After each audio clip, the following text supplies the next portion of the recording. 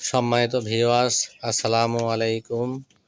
আমার অপরাজিতা ছাদ বাগানের ড্রাগন ফল দেখতে পাচ্ছেন।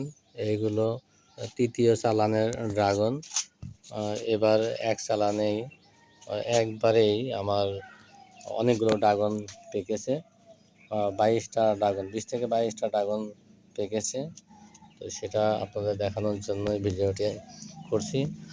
অত্যন্ত হাজারো পুষ্টিগুণ সমৃদ্ধ এই ড্রাগন আপনি আপনার বাড়ির আঙ্গিনা অথবা ছাদ বাগানে করতে পারেন। খুবই কম খরচে, কম পরিশ্রমে, কম সার মাটি দিয়ে এই ড্রাগন ফল প্রস্তুত করা যায়, তৈরি করা যায়।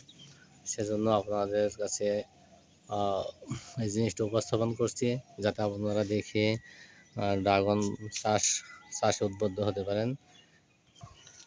আমার ছাদ বাগানে সর্বমোট 12টি ড্রাগনের ড্রাম আছে। এই ড্রাগন সাধারণত এপ্রিল মাস থেকে ধরা শুরু করে সেপ্টেম্বর পর্যন্ত ধরতে থাকে।